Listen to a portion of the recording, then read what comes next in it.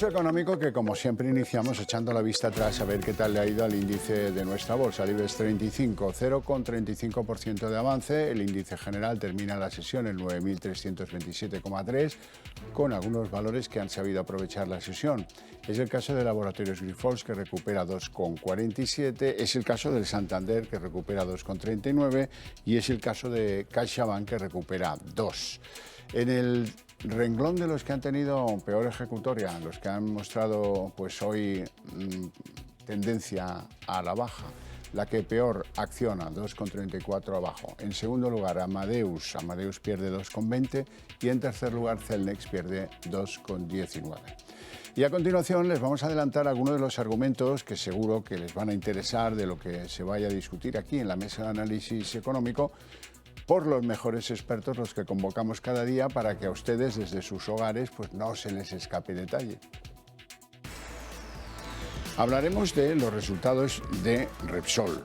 Repsol obtuvo unos resultados netos de 4.251 millones de euros en un ejercicio pues complicado. Los que en Repsol parece que se han puesto las botas, ¿no? Hay una novedad, y es que es una manera de reconocer que se han puesto las botas. Van a dedicar 800 millones extra a 520.000 accionistas después de que sus beneficios se hayan disparado un 70%. Y en segundo lugar, tenemos que hablar del Banco Central Europeo, porque parece que va a retrasar al mes de mayo cualquier anuncio sobre frenar el avance de los tipos de interés. Les presento ya a nuestros invitados en Pulso Económico hoy. Don Álvaro Climent, asesor independiente. Muy buenas tardes. Buenas tardes, Xavier. Y bienvenido. ¿Todo bien? Muchas gracias, todo bien. Me alegra muchísimo. Don Juan Carlos Higueras, profesor Higueras, profesor del EAE Business School. Muy buenas tardes. Muy buenas tardes. ¿Todo bien? Todo muy bien. Me alegro. Vamos a ver qué tal les parece a ustedes cómo encara la sesión el IBEX, que, bueno, pues ahí está, asomado ya al balcón de los 9.300 puntos, aunque todos sepamos que esto pues algún día se va a acabar, ¿no? Bueno, llevamos una tendencia relativamente buena, ahora estamos en un momento de impasse, estamos viendo un poco qué hacen los bancos centrales, qué va a pasar con los tipos, qué pasa con los datos económicos cada semana, ¿no? Cada semana tenemos un dato que al final pues hace cambiar un poco la percepción del inversor.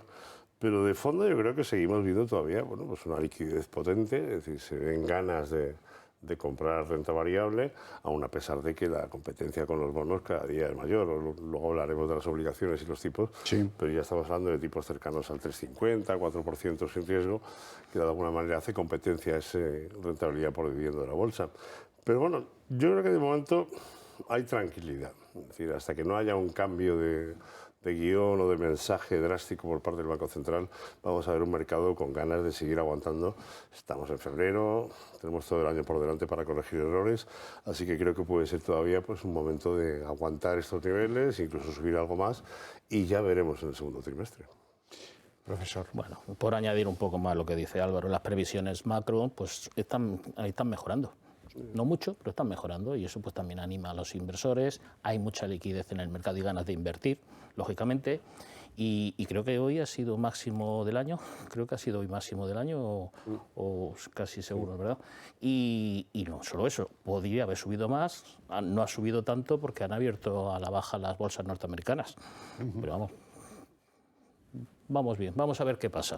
Vamos a ver qué pasa. Sí, como dicen. Bueno, pues empezamos con el Banco Central Europeo, porque empiezan a llegar noticias de que hasta mayo no esperen ustedes un comunicado que anuncie el frenazo del aumento de los tipos de interés. Y yo diría que a lo mejor más tarde de mayo. A lo mejor mayo, nos vemos... Mayo, ¿eh? Sí, no, más tarde de mayo, digo yo.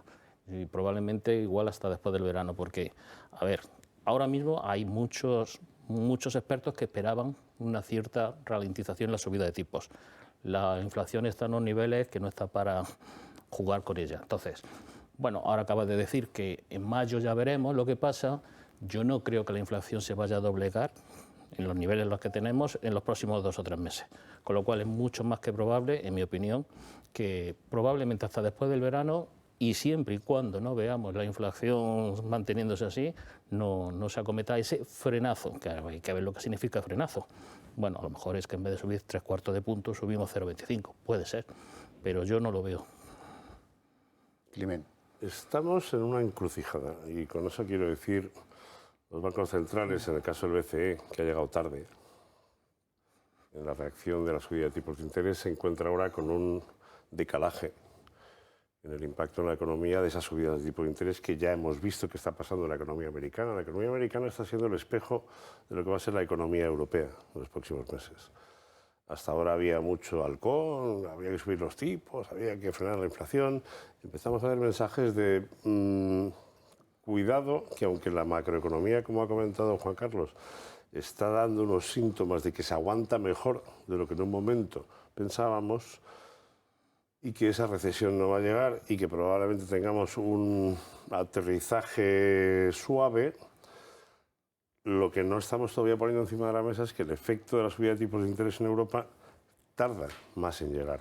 Pues me da la impresión de que vamos a tener una segunda parte del año algo más débil a nivel macroeconómico y mucho más tranquilo por parte de los tipos de interés. ¿Que el BCE para en mayo? Probablemente. Veremos 100 puntos más, 50, 25, 25, llegaremos al 3,5, 4%, y a partir de ahí los agentes económicos empezarán a cambiar las estimaciones, empezarán a revisar.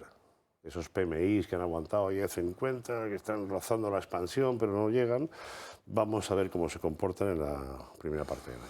Me parece a mí que vamos a ver una cierta debilidad. A eso unimos X factores que van a conducir a una expansión de apertura en China, que bueno, pues va a haber más demanda de petróleo, va a haber más demanda de producto, eso se va a notar, pero cuidado porque el efecto de la subida de tipos no es inmediato, o sea, tarda entre 6 y 10 meses. Lo acabaremos viendo en la economía europea. Bueno, hoy tenemos unos datos que hay que comentar porque probablemente los vean en algunas publicaciones como el gran despegue de las exportaciones españolas y no es eso exactamente. El déficit comercial del año pasado, el español del año pasado, es de 68.000 millones. Bueno, y eso lo que nos trae a colación es que no se trata solo de la balanza energética, sino que hay elementos, digamos, estructurales que nos empiezan a afectar en ese saldo entre lo que exportamos y lo que importamos, profesor. Pues lógicamente, porque dependemos muchísimo de las importaciones. Somos un país netamente importador. Si a eso le añadimos la inflación en los principales productos que importamos, y es verdad que han subido las exportaciones como consecuencia de que el euro se ha depreciado mucho al final del año pasado, que ahora ya está volviendo a apreciarse, bueno, pues eso ha hecho que suban mucho las exportaciones, pero han subido mucho más las importaciones. Y lógicamente han subido mucho más y el déficit comercial se ha ampliado mucho más que lo que han subido los precios de la energía. Es que la inflación no solo se explica por la subida de los precios energéticos. Hay muchos más factores como las expectativas que tienen los agentes económicos, que lo que hacen es subir los precios y algunos, podríamos decir, se aprovechan de la situación. Y por eso al final pues tenemos más déficit comercial, por lo que nos faltaba. Don Álvaro. Desde que empezó la crisis de Ucrania y la invasión de Ucrania y los precios del gas se dispararon, es evidente que ante un país que tiene una dependencia energética del exterior de más del 85%, teníamos que importar ese gas natural licuado de Estados Unidos, de otros países. Argelia se nos fue con precios acordados bajos y hemos tenido que sustituirlo por precios el doble. Sí, fue, no, la echamos. Bueno, la echamos, efectivamente la echamos. Entonces nos hemos encontrado que durante varios meses el déficit energético era de 5.000 millones mes, cosa que no veíamos en los últimos 20 años. Entonces, claro, ese déficit energético, más una balanza comercial de servicios que todavía no recuperaba, pues ha ido acumulando una cantidad cercana a los 70.000 millones. Eso impacta en la cuenta corriente, en las necesidades de financiación de un país, que al final las veremos también directamente con la subida de tipos de interés y la financiación externa que tenemos que ir a buscar. Con lo cual, ahora veremos una cierta ralentización. Es decir, los precios del gas, luego lo comentaremos, han vuelto donde han vuelto, ya no hay esa necesidad tan imperiosa de aumentar las reservas y comprar gas porque se acaba el mundo, y parece que eso se ha tranquilizado. Veremos a ver si no volvemos a ver otro empujón que nos vuelva a llevar a ese nivel de déficit energético de casi 5.000 millones mes, que es mucho dinero. Bueno, alguien me dijo ayer, a propósito del gobierno de España, están como chotas. Pues sí, mira, al final va a resultar que tiene razón. Ayer contábamos aquí que para Nadia Calviño y para Pedro Sánchez los datos del IPC habían sido buenísimos, buenísimos, y que habían demostrado que las medidas aplicadas al IVA de 4 productillos habían funcionado y que esto, bueno, se inventó Sánchez aquello de la inflación intermensual. Yo cuando voy a comprar ahora pido un pollo intermensual, siempre, ¿eh? Así me lo ponen más barato. La cuestión es que si todo iba tan bien, dicho y ayer reflejado aquí por Nadia Calviño, ¿a qué viene que la señora vicepresidenta timonel de la economía española hoy diga que están pensando en medidas para corregir los precios de la inflación? ¿Será que no iba tan bien, no? ¿O será que alguien nos vendió humo o mentira? Bueno, yo lo primero que necesito saber, pero urgentemente, es dónde compra Nadia Calviño y qué compra. Porque yo cuando voy al supermercado, estabas diciendo, tú sabes, no, yo es que compro intermensual el pollo, es que tengo que comprar un mulito y el próximo la semana que viene, porque es que está todo carísimo. Hay productos que han aumentado el precio, se ha multiplicado por 2 y por 3. O sea que cuando son productos de precio bajo, pues no lo notas, pero se ha multiplicado por 2 y por 3. Entonces yo no sé para qué dicen todo este tipo de cosas. Hombre, estamos en año de elecciones, pues tienen que vender su libro, lógicamente. Pero vamos, los precios siguen subiendo y van a seguir subiendo, porque es que lo que no se da cuenta todavía mucha gente es que aunque la inflación vaya bajando, lo que está diciendo es que los precios no suben a tanta velocidad, pero siguen subiendo los precios. Y si el propio gobierno ha dicho que vamos a tener este año una inflación aproximadamente del 5,5%, eso quiere decir que van a seguir subiendo los precios, por mucho que quieran. Y si tienen que poner además medidas, es porque entonces una de dos. O antes me estabas contando una historia para no dormir, o me la vas a contar ahora, o en los dos casos me la estás contando. Puede que estén los dos casos. Álvaro Climent. A ver, entre el IPC intermensual, el PIB diario de Calviño, los fijos discontinuos y el fraude de las pensiones de Escrivá, pues ya no sé por dónde cogerlo, no sé por cuál empezar. Pero bueno, dicho eso, es decir, la inflación subyacente empieza a ser una preocupación no solamente en España, sino en el resto de Europa. Los mensajes que vienen del Banco Central Europeo son ya preocupantes, es decir, hay una inflación estructural de productos básicos. No estamos hablando de energía puntual, ni estamos hablando de productos de lujo. Estamos hablando de productos básicos del día a día que han subido un 15,4% en el último índice de mes de enero. Sí. Eso es lo que está pagando de media en esa cesta que calcula el IPC y que calcula el INE, que luego hay muchos productos que no están ahí, que de alguna manera se están viendo impactados muy por encima del 15%. Pero es que además en esta revisión en particular se han hecho una serie de cambios, entre ellos lo de la electricidad, el regulado, el no regulado, no sé cuánto, vamos cambiando, el PIB lo hemos cambiado, con lo cual al final la estadística que tú tienes para la comparativa ya no es válida. Tú tienes que irte a lo que dice Juan Carlos. Tú vas todos los días al supermercado, vas todos los días a echar gasolina, vas todos los días a pagar la hipoteca y no ha bajado nada. No ha bajado nada. Y no nos olvidemos y digamos a los espectadores una cosa clarísima que desconocen. La inflación es acumulativa. Lo cual quiere decir que en los últimos 2 años la inflación sube más de un 15% en su conjunto. No baja un 6%, un 5,9%, no. Llevan ustedes acumulados en 2 años más de un 15%. Eso es lo que paga el ciudadano a pie. Bueno, vamos con algún nombre propio en el día de hoy. Repsol. Repsol brilla, aunque no en los resultados, porque la verdad es que el mercado ha mostrado cierta indiferencia ante esos resultados buenísimos. 4.251 millones de resultados netos, inversiones también disparadas, todo eso está muy bien. Y además un regalito de 800 millones extra a 500.000 de accionistas de la compañía petrolera. Vamos a verlo. Repsol obtuvo un resultado neto de 4.250 millones de euros en 2022, un 70% más respecto al año anterior, en un ejercicio marcado por la incertidumbre, la volatilidad y las complejas dinámicas de mercado. Pese a los beneficios anotados en 2021 y 2022, la compañía ha informado de que aún no permiten compensar las pérdidas de los ejercicios 2019 y 2020, que suman 7.105 millones de euros. Repsol ha anunciado inversiones históricas para 2023 para impulsar su perfil multienergético.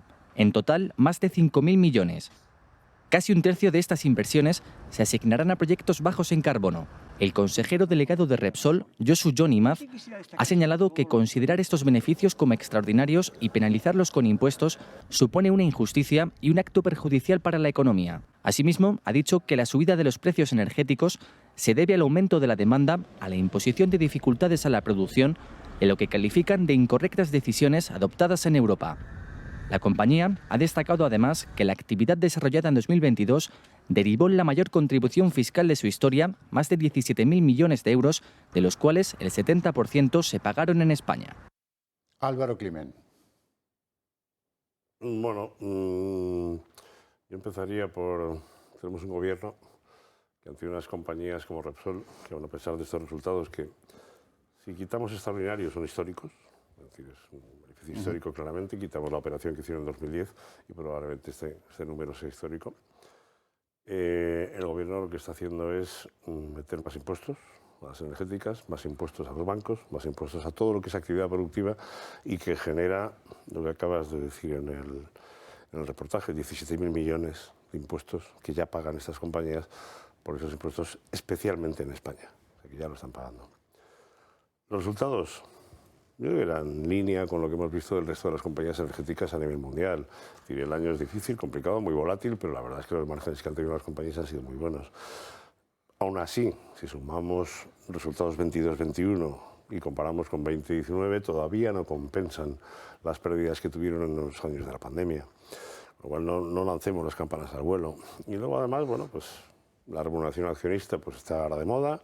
Subimos un 11% del dividendo, estupendo, vamos a amortizar más acciones, vamos a hacer una recompra adicional de 35 millones, es casi un 7% de autocartera. Todo eso redunda en que ese inversor, que es el que se deja el dinero, su dinero de ahorro en estas compañías, lo que tiene que pensar el gobierno es que no estamos hablando de Repsol como entidad capitalista, no sé cuánto. No. Hay una serie de inversores privados que tienen su ahorro invertido en estas compañías. Que lo que hay que hacer es favorecer para que ese ahorro precisamente tenga una rentabilidad adicional. ¿La compañía va bien? Va muy bien. La pregunta para mí a futuro es, con toda esa transición energética hacia nuevas energías, hasta ahora han vivido muy bien del combustible fósil, de los márgenes de refino, de un montón de desarrollos petrolíferos que hasta ahora eran muy rentables. ¿Qué va a ocurrir a futuro con todo ese hidrógeno verde, azul, rosa y toda la nueva transición energética? ¿Va a ser tan rentable como el pasado? Esa es mi gran pregunta a futuro. Bueno, depende de las subvenciones que les caigan. Eso también. Que eso también es importante, ¿no? Que la pagamos tú y yo. Por eso, cuando has dicho, ha pagado la compañía 17.000 millones, no, lo hemos pagado nosotros. Exacto. Que eso, al final, los márgenes que tiene, beneficios, vamos a decir, históricos, que también diría yo extraordinario. Otra cosa es que no estoy de acuerdo con que se grabe eso, ¿vale? Pues no, lo que tenemos que tener en cuenta es, bueno, pues la compañía va muy bien, ha dicho que va a repartir entre 520.000 accionistas unos 800 millones. Es decir, 800 millones. No está mal, 1.350 euros por accionista. No está un 5,4% de rentabilidad. No está mal. Anunció ya hace pues como una semana o algo así que iba a hacer más recompra de deuda, que quería tener caja neta, cero, y eso, bueno, pues está bien, la compañía va bien. Es decir, cuando tú vas a reducir la deuda es porque la cosa va muy bien. No es como las familias, que cuando pagan la hipoteca por adelantado, por anticipado, es porque la cosa va muy bien. Exacto. Y como bien dice Álvaro, bueno, vamos a ver con todo esto de la transición y lo verde, todo muy verde, que ahora ya es más rosa, amarillo, morado, de todos los colores. Ya veremos en qué acaba, porque estamos en unos niveles en que ahora todo el mundo se apunta a la transición ecológica, a lo verde, incluso la empresa de chapapote. Hay que tener cuidado porque ya veremos efectivamente cómo de rentable va a ser todo esto. Exacto. Bueno, eso nos lleva al precio del gas, porque el precio del gas está en mínimos, pues desde septiembre del 21 no había estado tan bajo.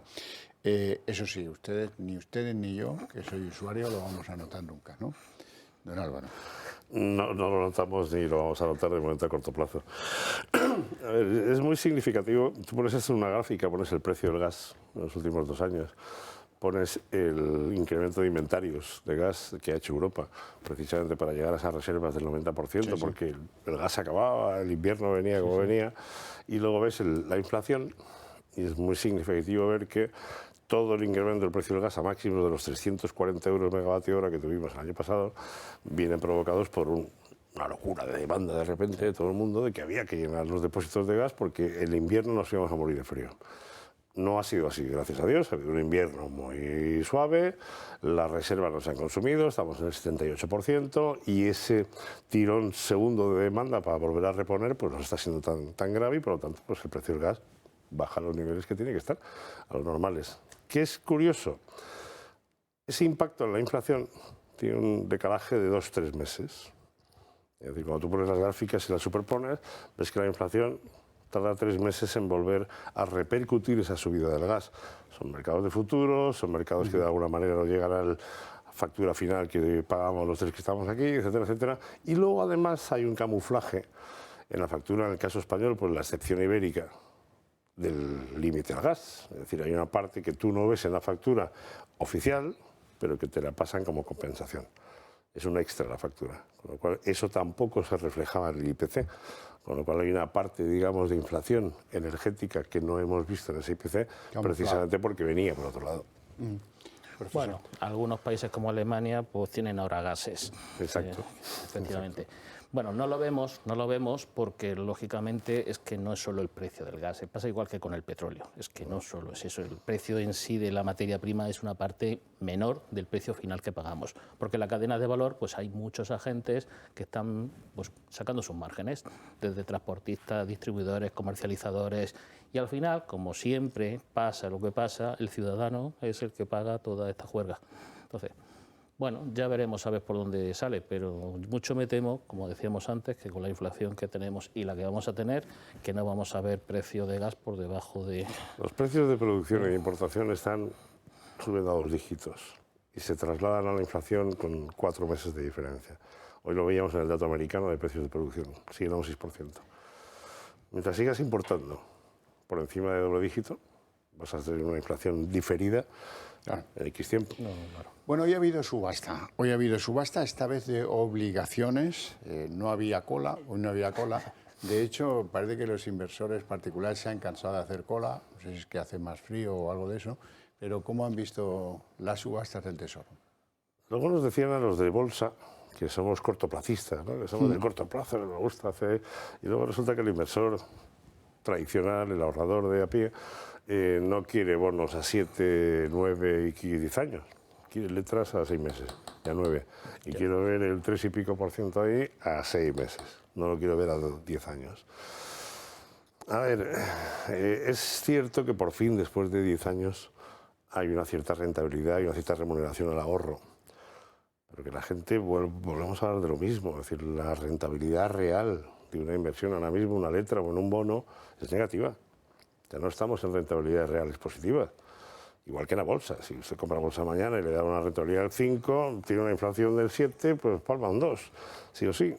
Dicho eso, yo creo que es un activo sin riesgo, es un activo que hasta ahora no había dado ninguna remuneración y como teoría, defensa cómodo, y defensivo, cómodo, pues es perfecto, es como el inmobiliario. Oye, pues tengo ladrillo, pues tengo aquí mi ladrillito. Pues todo lo mismo. Yo creo que a los españoles a lo que nos gusta poner el dinero a largo plazo es la hipoteca de la casa. Exacto. Y se acabó. Por obligación. Necesitamos la liquidez. ¿Por qué? Porque no sabemos. Vamos a ver, por motivos de precaución, yo invierto y saco una rentabilidad que está bien, casi un 3%, a máximo 12 meses, pero si necesito el dinero puedo aguantar 12 meses. 5 años ya no aguanto. Exacto. Y eso siempre y cuando los bancos no empiecen a ofrecer depósitos a plazo interesantes, porque en el momento que pase eso, yo creo que va a haber un trasvase importante de gente, de personas que van a meter dinero en el depósito, que lo puedes cancelar en cualquier momento.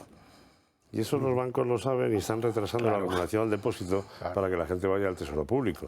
Que el Tesoro está encantado ahora con esta demanda 20 veces. No, cuidado, eso va a durar lo que dura un caramelo en la puerta de un colegio. Bueno, hablemos de algún otro nombre propio. Por ejemplo, Grifols, que se ha disparado pues, un 10%, ha llegado a dispararse un 10%. Al final ha terminado la cosa mucho más apañada. ¿Qué pasa con Grifols? Bueno, llega un nuevo presidente ejecutivo, se carga al 8,5% de la plantilla, 2.500 personas, de las cuales 2.200 en la división de plasma en Estados Unidos y 100 en España.